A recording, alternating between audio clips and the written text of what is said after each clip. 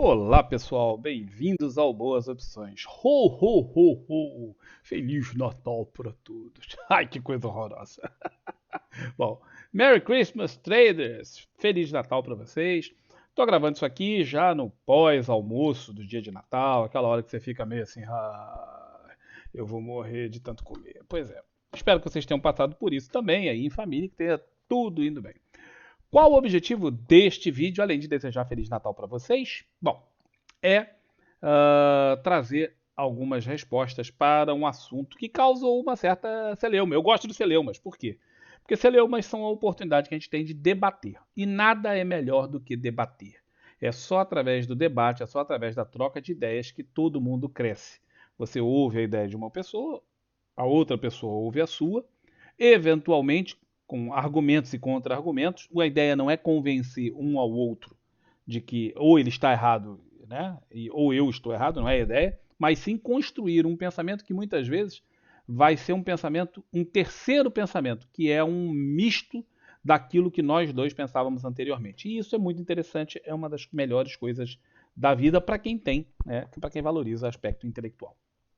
Pois bem, no vídeo agora há pouco tempo em que eu falei sobre se a bolsa corresponde ao que acontece na economia, um ouvinte nosso discordou veementemente, não só discordou, discordou veementemente de que a bolsa, eu falo que a bolsa não segue a economia, que a bolsa ela é o fantástico mundo de Bob e que elas não estão correlacionadas diretamente, né? Então você vai ter períodos que a bolsa está subindo e o mercado e a economia está uma merda e vice-versa.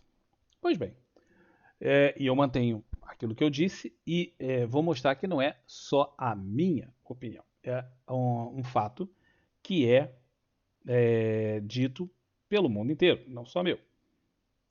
Vamos lá.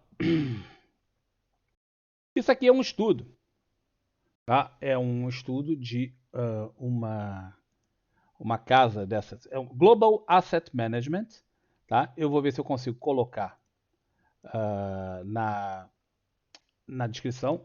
A página original é essa aqui, se vocês quiserem dar uma olhadinha, tem ali o link ali em cima, rbcgam.com, mas eu vou tentar botar depois na descrição do vídeo. Vou ver se eu consigo botar esse link lá. E o que eles falam aqui? Ah, tudo bem, a página está em inglês, é do Canadá e tal. E aí o cara fala assim, tem alguma relação entre o mercado de ações e a economia? Não há uma relação consistente entre o stock market e a economia. Embora os dois possam vagamente se mover na mesma direção, muitas vezes eles atuam de forma amplamente diferente, particularmente nos períodos curtos, tá? Quando você observa um espaço curto de tempo. E são muitas as razões. E ele elenca ao longo do capítulo, do estudo dele, essas várias razões. E aqui, essa aqui que eu acho a principal, e por isso que eu botei. O principal é o seguinte: o mercado de ações ele está olhando para o futuro, ele está antecipando o que vai acontecer lá na frente, ou tentando antecipar o que vai acontecer lá na frente. O mercado de ações é constituído de empresas e pessoas que gerem estas empresas. Ora, se eu tenho uma empresa que fabrica copos de plástico, tá? Para servir em lanchonete, barzinho e tal, e eu começo a receber imensa quantidade de pedidos das empresas para quem eu vendo, é um indicativo para mim que essas empresas têm uma demanda maior.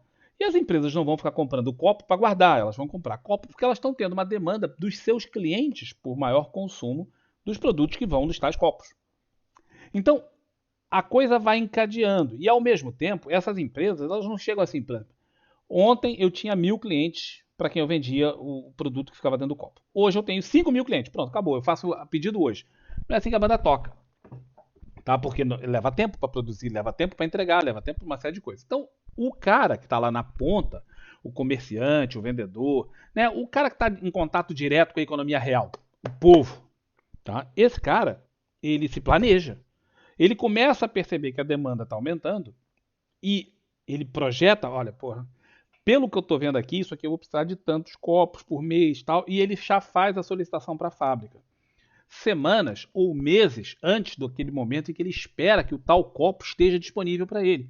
Por quê? Porque o cara da fábrica que vai fabricar o copo também ele tinha uma programação e de repente chega uma programação, um pedido muito acima daquilo que ele tinha de matéria-prima, ou usualmente tinha de matéria-prima, e ele precisa encomendar matéria-prima para o cara, e para quem vende para ele. E essa matéria-prima também não cai do céu, de um instante para o outro o cara fala assim, tá aí a matéria-prima. Não. Então há toda uma cadeia de etapas que precisam ser supridas, e isso leva tempo, para que possa acontecer o que efetivamente a economia lá na frente vai mostrar.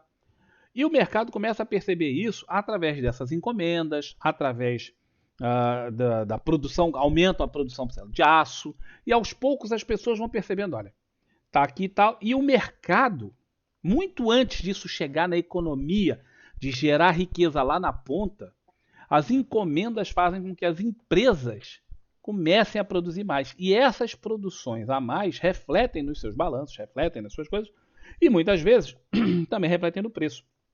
Além disso, as pessoas que operam no mercado, aqueles que são analistas de mercado, eles estão o tempo inteiro vasculhando o mercado atrás dessas informações. Porque até sair num balanço trimestral, por exemplo, quantas oportunidades você perde? Imagina, uma empresa que estava valendo, sei lá, R$ 20 a ação dela, e quando sair esse balanço, poxa, muita gente já vai estar sabendo da notícia que a empresa está realmente dando uma bombada, a ação que estava 20 agora está 30 ou 27.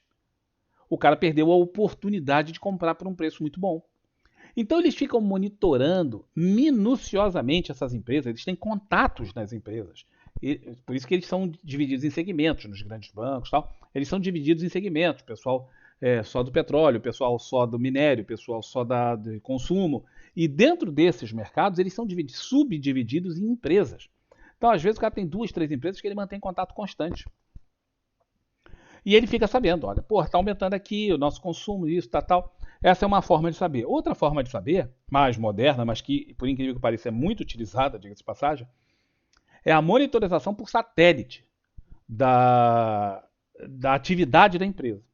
Então, dependendo do tamanho do fundo, do quanto aquilo ali seja importante para aquele fundo ou para aquele investidor, eles subcontratam satélites e monitoram, por exemplo, a movimentação dos caminhões e daquelas máquinas gigantes, né, que, por exemplo, a Vale usa e tal, na prospecção, na retirada do minério. Então, eles começam a monitorar o vai e vem dos caminhões de minério nas minas de ferro no Brasil, na Austrália, em outros países. E por ali eles começam a ver, pô, eles estão começando a movimentar muito mais. Isso é um sinal de que a produção está aumentando. Ou, um outro exemplo, os caras monitoram o estacionamento, aqueles Walmart, quem não conhece, nos Estados Unidos é uma empresa, vende tudo, tá? Não pode dizer que é supermercado, porque não, ele vende tanta coisa que é difícil até classificar. Mas você vê essas super lojas que vendem de comida, cara, material de construção, vende tudo no negócio. E o pessoal monitora o estacionamento dessas lojas, que são gigantescas. E eles vão monitorando a movimentação dos carros no estacionamento e dos caminhões de entregas para a empresa. E com isso eles conseguem, matematicamente, fazendo uma previsão do quanto que aquilo efetivamente parece estar vendendo ou não, tanto na entrada do material quanto na saída pelo número de carros. Fazem isso também no pasto. Então, ficam monitorando. Onde tem, né, grandes rebanhos, eles monitoram o tamanho do rebanho, monitoram o que está acontecendo com o rebanho, via satélite. Isso não é chute meu, não é invenção, tá? Vocês podem pesquisar que vocês vão ver que isso é verdadeiro. E aí, é outra coisa que eu fico. O cara fica tentando ganhar do mercado. Porra, não, é porque eu tenho aqui um setup show de bola que eu aprendi no curso de R$ 1.000. Fiz um cursinho de R$ 1.000. E o cara me ensinou aqui, ó, por R$ 1.000, como que eu vou antecipar o mercado. Cara, tu tá competindo com esse patamar aqui que eu tô falando do negócio do satélite. Tu não tá competindo com o Paru ali da esquina. Não, é nesse patamar que a gente está conversando. Então esquece essa de antecipar. Já não tem a ver com a pergunta direta, mas já fica por aí. Então, quando você pega situações como essa, os caras começam a ter visões de falar assim, poxa, a coisa tá lá na matéria-prima, porra, lá no minério, cara. Tá aumentando a produção. É sinal de que a cadeia toda começou a exigir mais minério. Porra, o que usa muito minério? O que usa muito ferro? Siderurgia. Por que usa siderurgia? Para produzir aço, especialmente aço. Para quem produz aço? Geladeira, carro, produtos, né, de consumo que utilizam esse tipo de material. Ora, se isso está aumentando, os caras vão pesquisando dentro daquela árvore o que está gerando essa demanda. E eles atuam de acordo. Começam a comprar os ativos muito antes disso aparecer no balanço. Muito antes de ficar claro que aquilo vai aparecer no balanço. Porque eles têm esse nível de insight. E aí, isso faz com que haja um descasamento entre aquilo que é a economia real e aquilo que é o mundo fantástico de Bob, que são as ações. Muitas vezes, e aqui tem nesse gráfico, esse gráfico vem daquele mesmo artigo, tá? Vem do mesmo artigo, só ir descendo mais para baixo ali no artigo, você vai encontrar isso aqui. Quando você encontra o gráfico, você encontra uma coisa assim. Os ciclos do mercado, né, e a economia. Como seus ciclos estão relacionados de alguma forma. Essa faixa aqui, que está escura, é o ciclo em que a economia está em recessão. Ele mostrou aqui. Observa que aqui nessa situação a economia está em recessão. E esse amarelo é a economia. Ela começou a entrar em recessão aqui. Olha que a Bolsa já tinha antecipado isso muito tempo antes e já estava praticamente no seu fundão. E ainda estando em recessão, ou seja, a coisa não melhorou, a coisa não ficou boa, a Bolsa começa a reagir. Por que começa a reagir? Por vários desses motivos que eu já falei, porque as pessoas sabem que, dependendo do tipo de negócio, tem ciclos, tem fases boas e fases ruins, essa aqui é uma das fases ruins.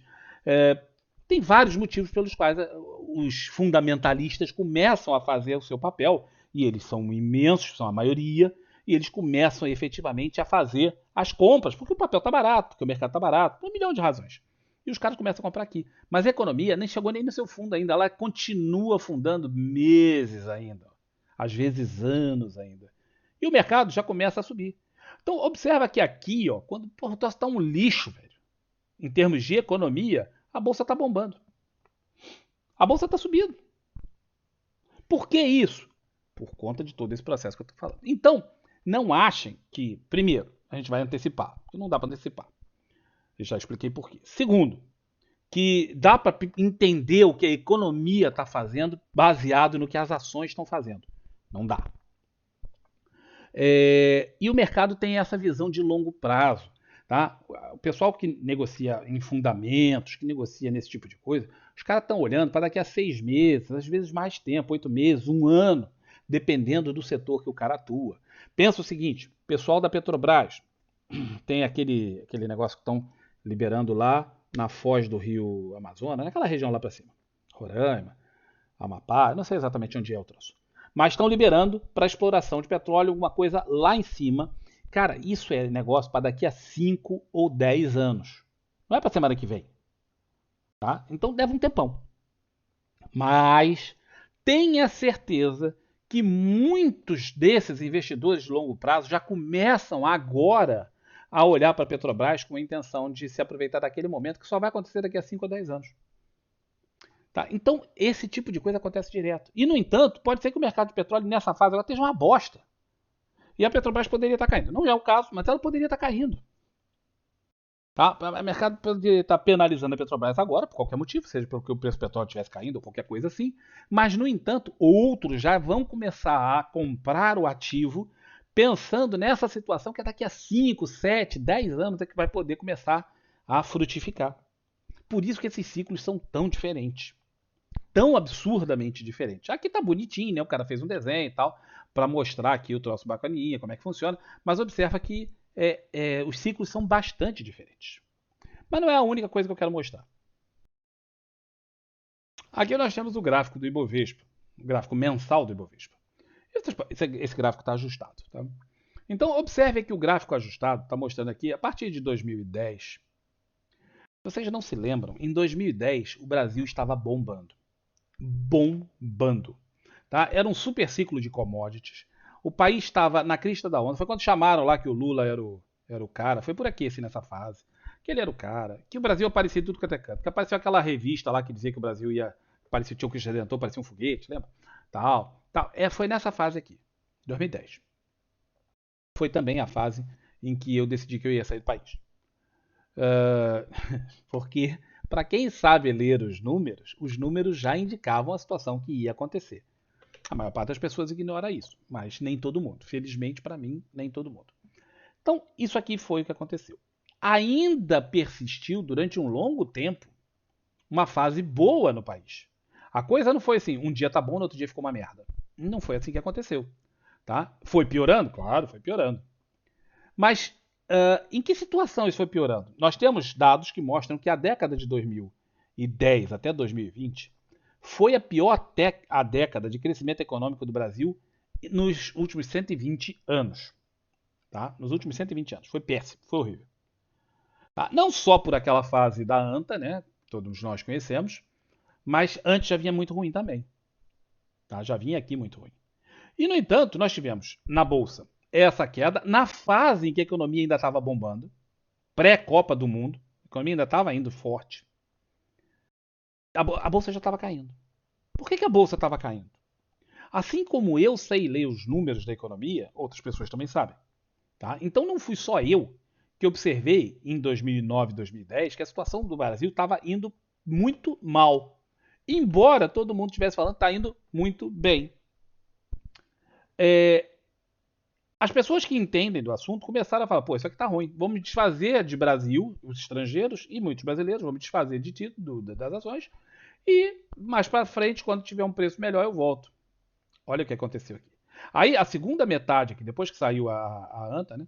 A segunda metade aqui deu essa bombada para cima. No entanto, em termos de crescimento econômico da economia, não foi muito bom. Não foi bom. Tá? Quando você olha os gráficos de crescimento da economia brasileira nessa fase, não foi nenhum espetáculo. No entanto, a bolsa dobrou de valor. Tá? Se você pegar daqui, ó, 42 mil pontos, para quase triplicou de valor.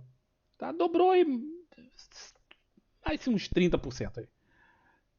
E isso aqui não corresponde ao crescimento da economia nessa fase. Em termos de emprego, em termos de PIB, em termos de nada. E, no entanto, isso aqui aconteceu. Por quê? Porque as pessoas do mercado acreditaram. Primeiro, que isso aqui estava barato. Segundo, acharam que lá para frente isso ia melhorar. Era uma perspectiva. O mercado trabalha com gigantesca perspectiva. E é isso que move a bolsa, mas não é isso que move a economia. A economia se move por dados reais. Compra, aumento do PIB, diminuição de juros, melhora no desemprego. Isso é o que faz a economia se mexer. Mas não é o que faz a bolsa se mexer. Ela pode reagir naquelas pauladinhas para cima, como disse lá no tal artigo, que pequenas movidas acontecem mesmo, como foi aqui, pequenas movidas não, pauladas, né, por notícias de curto prazo, mas não é isso que muda o que a bolsa está fazendo no longo prazo. E aí tem um outro estudo que eu vou mostrar aqui, que é do Observatório Econômico, tá? Também está em inglês, e que aqui ele bota o seguinte, deixa eu ver se vocês conseguem ver aqui em cima, ó. O quanto do produto interno bruto, do crescimento do produto interno bruto é explicado pelo atual ou pelos últimos 3 anos de valorização das ações. Aí eles estudaram isso aqui no longo prazo, desde 1870, tá? E estudaram isso em muitos países. E aqui você tem, ó, quanto que o produto interno bruto crescendo foi explicado pelo que aconteceu com as ações. Quanto mais perto de 100, mais importante é. Quanto mais longe de 100, mais baixo, menos importante é. Vocês podem observar que esses números aqui, na maior parte dos países, tem alguns aí onde foram, mas na maior parte dos países, não foram. Não foi importante. E na média, nos períodos aqui bem antigos, mas mesmo no mais recente, só 38% daqui, da década de 77 até 2017, só 38% do crescimento econômico do país tem explicação relacionada ao mercado de capitais. Tem a ver com o crescimento do mercado de capitais, tem a ver com o resultado do mercado de capitais, tem a ver com o que a Bolsa fez. Isso aqui são números aqui, ó. Eu não lembro. Onde é certo? Do Observatório Econômico e tal. Então, o stock market, que é a Bolsa, reflete a economia? Não. Não reflete. Se vocês eu também vou botar esse link aqui. Vocês depois podem ler, é um texto bastante mais extenso, tá vendo aqui? Com muitos estudos, beleza e tal, para vocês poderem dar uma olhada. Quem não fala inglês não tem problema, traduz aí no Google Tradutor, vocês vão ter acesso a isso aqui com facilidade. E vocês vão ver que não tem. Infelizmente também não. Então, o mundo fantástico de Bob, que é a bolsa, é uma coisa e o mundo real das ações é outra. Tá? Desculpa, o mundo real da economia é outra. Tá? Eles circulam em fases diferentes, eles têm fundamentações diferentes, eles têm perspectivas de prazos diferentes, é tudo diferente. Então não dá para você pegar e tentar transferir. Olha, porra, por exemplo, agora que nós estamos numa fase em que a economia está praticamente parada, não vejo grandes melhoras na economia. Tá? Há mudanças, sim, há mudanças, mas não há mudança lá na ponta. O cara que está vendendo cafezinho na esquina não mudou para ele ainda. E, no entanto, a bolsa já começa a bombar aqui para cima, já há alguns meses. Por que isso está acontecendo? Perspectiva de que as mudanças que estão sendo causadas pelas alterações de marcos regulatórios do Estado, do governo, venham a refletir no futuro em modificação nas empresas. E aí os caras já estão fazendo isso aqui agora. Tá? Sendo que agora nós estamos no final do ano. Mas observe que o movimento não começou no final do ano. O movimento começou em abril. Vinha caindo. E em abril deu o primeiro sinal de que a coisa poderia melhorar. E em maio foi onde efetivamente a coisa foi. E, no entanto, não tinha ainda a reforma tributária, tal. O governo estava ainda começando, estava encalacrado com aquele negócio que aconteceu em janeiro, tal. Muita incerteza ainda tinha no Brasil. E, no entanto, aqui a coisa já estava começando a funcionar. Então, é importante mostrar que o mundo fantástico de Bob, que é aquele onde nós trabalhamos todos os dias, que é o mercado de ações, ele é nada mais do que um lugar de expectativas. Expectativas essas que podem ou não se concretizar no futuro. Mas o tempo inteiro o mercado opera com o olho lá na frente, meses ou até ano ou anos na frente. Enquanto que a economia real, ela trabalha com o passado. O quanto o cara vendeu de café, o quanto o cara vendeu de açúcar, o quanto o cara plantou de soja, ela trabalha com os dados que já passaram ou estão acontecendo nesse exato momento. Enquanto que o mercado de ações ele trabalha com o futuro. Não interessa se a empresa agora está fazendo isso ou aquilo. Isso já foi. Isso já era. Isso já está no outro balanço. O que eu preciso é saber o próximo. Tá? É para saber o próximo. E é por isso que as pessoas se debatem tanto para saber os próximos. Tentar, né? Profetizar quanto vai ser o próximo balanço, os próximos balanços. Tá? Porque o que o cara quer saber é lá na frente para tomar a decisão hoje, baseado naquilo que ele antevê lá para frente. Então, eu queria acrescentar essa conversa aí no debate. Foi a pergunta de um assinante do canal, que eu acho interessante. Esse tipo de debate é sempre bom. E já que ele veementemente tinha discordado de mim, eu trago aqui elementos para consubstanciar aquilo que eu disse e mantenho dizendo. Que não há correlação entre a economia real e o mundo fantástico de Bob, o mercado, exceto em alguns repiques, como esse aqui, né, com uma situação assim, tal, mas é momentâneo, é temporário. A ideia é que não é isso aqui que move, não é o mundo real que move o mercado. O que move o mercado são as expectativas futuras do mundo real, e não o que está acontecendo agora. Beleza? Então é isso aí, galera. Volto para mostrar para vocês aqui o meu simpaticíssimo Papai Noel, para desejar um Feliz Natal para todos vocês. Espero que o vídeo tenha sido útil, mesmo quem talvez já concordasse comigo, tal ou não. E eu vou ver se eu coloco os links dos dois artigos para vocês poderem dar uma olhadinha na descrição do vídeo, tá bom? Um abraço para todo mundo, até um próximo vídeo e tchau!